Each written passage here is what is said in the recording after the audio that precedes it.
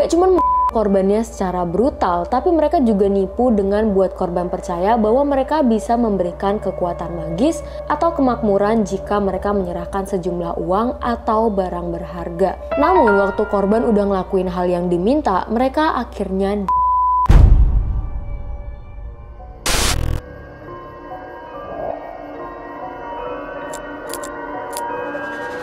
kepala terpenggal lainnya di seluruh apartemen dan banyak rumah dan menemukan istri serta putrinya yang sudah tewas tersebut berawal dari terciumnya bau busuk yang tutup. Di antaranya adalah waktu pertama kali syuting. Aku mati dan pembunuhan yang tertulis di dinding. Assalamualaikum warahmatullahi wabarakatuh. Halo Sobat Payung Misteri dimanapun kalian berada, gimana kabarnya? Semoga kalian dalam keadaan sehat agar terus bisa mendengarkan cerita horor dan misteri dari Payung Misteri Channel bersama aku, Alia. Kasus Wawon CS adalah salah satu kasus yang sangat mengerikan dan terkenal di Indonesia yang melibatkan sekelompok orang yang terlibat dalam serangkaian dan pemerasan yang dikenal dengan nama Wawon CS. Kasus ini nggak cuma mengejutkan karena kejahatan yang dilakukan, tetapi juga karena sifat kejam dari para pelaku dan motif dibalik tersebut. Nah, Wawon CS itu terdiri dari Wawon Saipulloh, Denny Rukmana, dan beberapa orang lainnya yang terlibat dalam serangkaian yang dilakukan di wilayah Jawa Barat pada tahun 2022.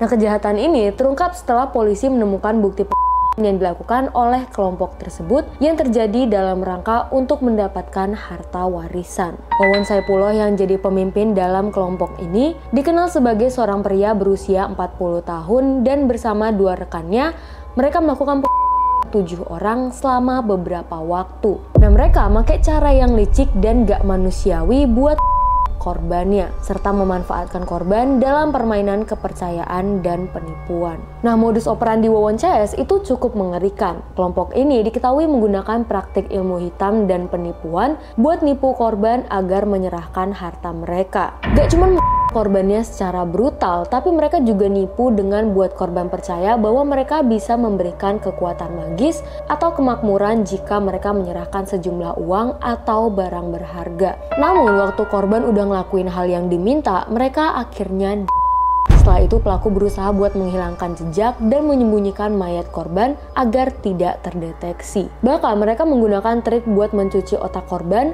memanipulasi mereka dengan janji-janji kosong dan menjebak mereka dalam permainan psikologis.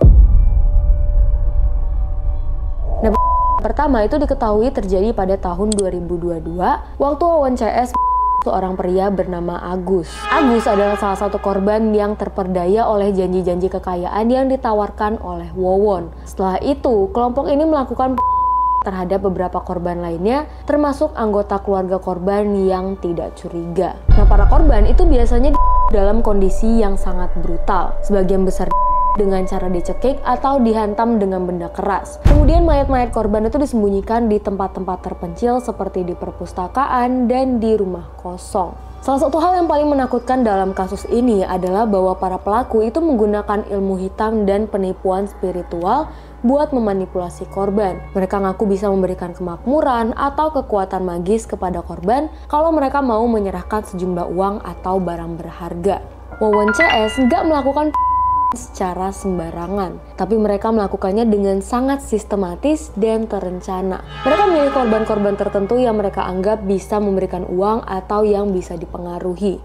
Dilakukan dengan cara yang kejam, termasuk pengepungan, pembekuan tubuh, dan pemerasan terhadap anggota keluarga korban. Hal lain yang menakutkan dari kelompok ini adalah kurangnya rasa empati atau belas kasihan terhadap korban. Waktu mereka udah berhasil nipu dan korban, mereka nggak nunjukin tanda-tanda penyesalan. Bahkan mereka terus melanjutkan kejahatan mereka tanpa merasa bersalah dan menunjukkan bahwa mereka sangat terlatih dan menutupi emosi mereka dalam menjalani kejahatan dengan dingin.